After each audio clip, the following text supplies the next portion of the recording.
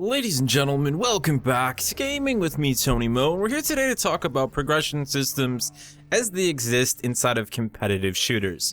So some of the games that I want you to have in your mind during this discussion include Halo, Call of Duty, Gears of War, and more recently Overwatch, Lawbreakers, Dirty Bomb, for example, as well. All of them representative of a different form of player reward or progression system. Battlefield throw in there as well. Now, this is actually a discussion that I had going back 2 years ago now. And I like looking back at my game discussions, and I thought it'd be a great idea. Some of them, you know, are almost more relevant now, or maybe there was something I talked about back then 2 years ago that has become relevant, or we've seen the change that I talked about or that I hoped for, or, you know, things that have progressed in a way other than what I talked about. So I feel like it'd be awesome to revisit conversations like that, this one in particular. So when I talked about this 2 years ago, I really was keen on talking about what I felt was a problem that existed inside of the competitive shooter formula. That so many developers were using progression systems in order to hook players and keep them playing for extended periods of time. And one of the things that I really focused on was the fact that shooters, competitive shooters, the main draw for the player to continue playing the game should be about increasing their individual skill level or their skill level as a team in a more team-based experience.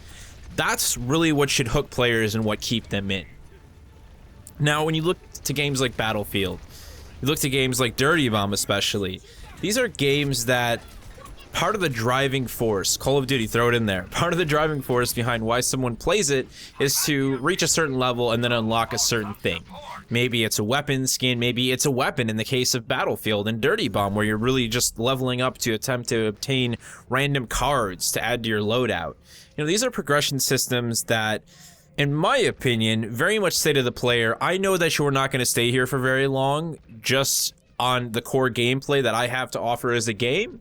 So here's a bunch of hooks, here's a bunch of reasons for you to stick around a little bit longer. Just a little bit longer, unlock that weapon skin, get to that next prestige. I hate that.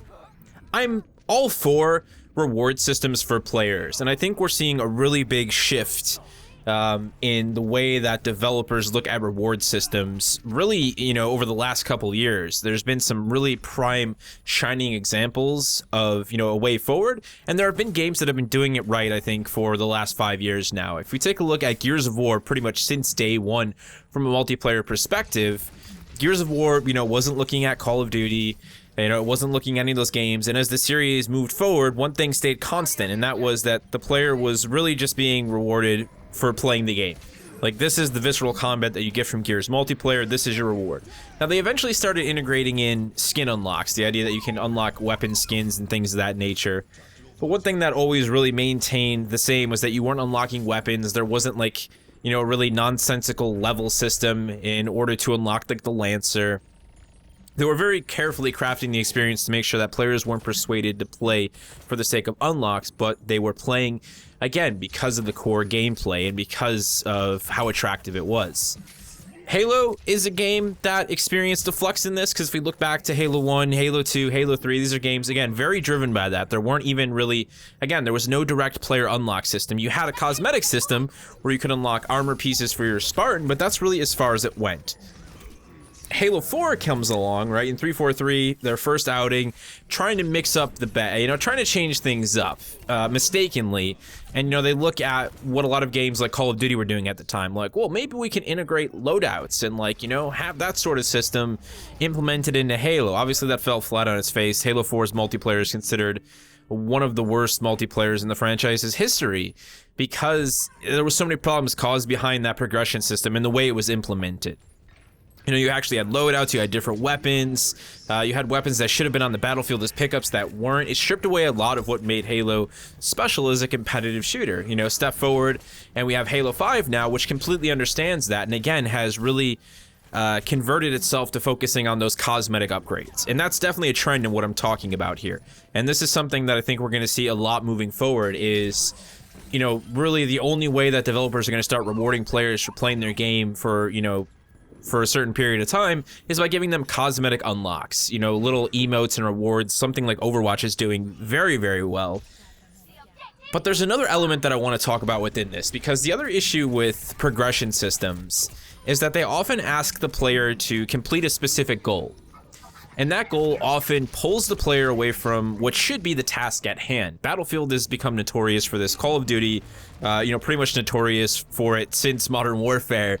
The idea that they have these challenges, which the player is required to complete in order to unlock, say, a skin or a dog tag, that are very specific. And they usually don't involve helping the team push for the primary objective. So, say you're playing a match of Rush in Battlefield, and you've got 3 people who are looking to complete the weekly challenge for that dog tag, and the weekly challenge happens to be knifing people to obtain this dog tag. Well, let's be honest, that really isn't going to benefit the team in any way. And the same problem with Call of Duty, asking players to, aim for very specific kills, get headshots, get kills with one type of weapon. Now, I guess you could say in Call of Duty it's a little bit diluted because really any weapon can be effective in that game from a more casual perspective, but I think you understand where I'm going with this. So it's important that the systems that we do see moving forward are designed to not pull the player's focus out of the core experience.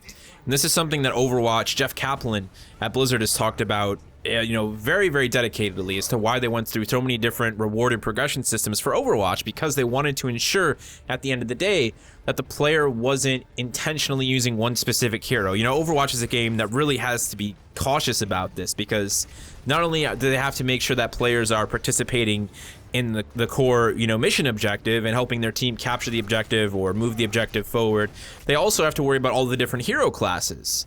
And if they've got one player, constantly playing Reinhardt to unlock his favorite Reinhardt skin, rather than supporting the team, that's going to cause an issue. So they went with a very smart system that was completely random. So yes, you're still rewarded in a sense for reaching a level, but you're just given a random crate. That crate is open, you get a random set of materials or skins or tags or player emblems or emotes. Really intelligent design. That's the kind of thing that I personally was talking about 2 years ago, the type of thing that I wanted to see with progression systems. And I feel that it's very important that we sort of get back to the basics with competitive shooters, because in a lot of ways, these progression systems have been acting as crutches, I think, for poor core gameplay. When you look back at Team Fortress, I'm talking original Team Fortress, Half-Life Deathmatch, Counter-Strike, these are games that were played again and again and again for thousands and thousands of hours, not because the player was given a reward, but because the core gameplay was ridiculously satisfying. And the people participating in those matches, playing those games on a regular basis, were constantly seeking to improve their skill. That's really where that reward and satisfaction should come from as an individual playing those types of experiences, playing competitive shooter experiences. Like, that's what should be at the forefront of it. It should just be about improving your skills, again, improving the way that you communicate and the sort of asset you are to your team in a team-based experience. That should be the driving force behind why you come back to play one more match, not because you want to get to the next level so you can unlock a piece of loot. And that's always going to be an issue as long as reward systems exist, and it's something that developers, again, are going to have to make sure that they don't rely too heavily on. And I feel like it's something that just shooters in general have really fallen towards. And we've seen a lot of multiplayer shooters fail because of that. Games that were trying to, jump into the fray. I mean, how many really great competitive shooters do we have that are playing on a regular basis? You can probably name a handful right now, if that. Maybe 2 handfuls. But so many games have just struggled in that department. And, I think what we saw, again, over the last 5-6 years especially, were a lot of games trying to emulate, these reward systems that we see in Call of Duty. Like, let's give the player a gun at level 20 and a gun at level 30. And sometimes it causes a flux in the players that are playing the game. Somebody might actually have a better weapon because of balancing issues. There's a whole nother, line of issues that comes with that. So it's something that's definitely changing. And like I said, you go back 10-15 years and these types of systems just didn't exist. You played the multiplayer and you played it because it was enjoyable from a straight up raw gameplay. Why did I play Halo 2 for 3,000 plus hours probably, and online and LAN and split screen? Because it was a fun game to play.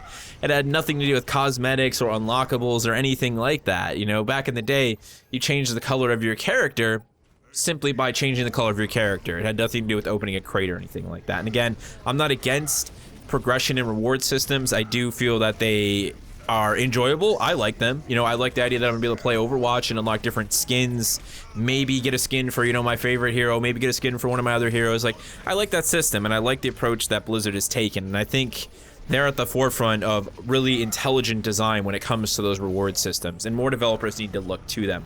Battlefield is a game that I have, you know, a lot of issues with when it comes to its progression system, when it comes to how it asks players to complete objectives to unlock, you know, skins and tags.